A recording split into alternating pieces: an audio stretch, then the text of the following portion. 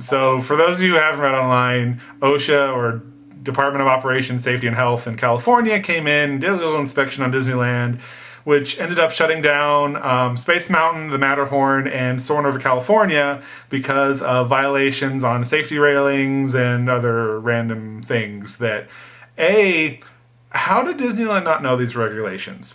It's 2013. Did someone just did they flip a new book open this year and they're like, oh crap, by the way. It's California, so yes, because California likes to make laws, and they're really good at it. California's awesome at making laws, and they make a ton of them. So probably, as we saw with Alice in Wonderland, sometimes things just change and you need to figure it out.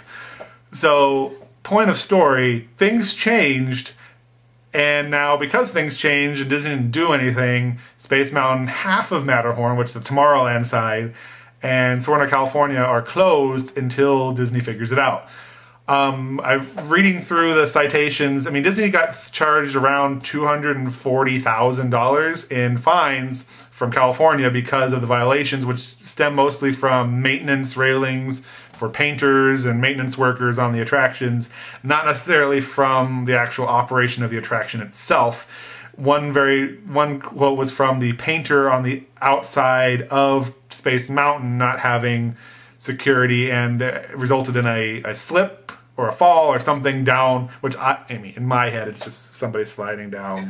It's a cone. In my mind, at the very top of the mountain, there's a thing you hook your belt into, and you go down, you do what you gotta do, and you come back up. But maybe you need a rail now. Where's your rail? The thing that blows my mind is the Matterhorn thing. I've been on one side of the Matterhorn before they got the new cars, which I've heard of are atrocious. They're horrible. Dear Disney, please just get rid of your new Matterhorn cars. I don't fit anymore. I'm not a fat man, I just don't fit. So half of it's running though? I understand that at points the trains do, go off on their own little thing, but they follow each other a little bit, don't they? Well, I mean, they're very different tracks. Like the Fantasyland side of the Matterhorn isn't the same layout at all as the Tomorrowland side.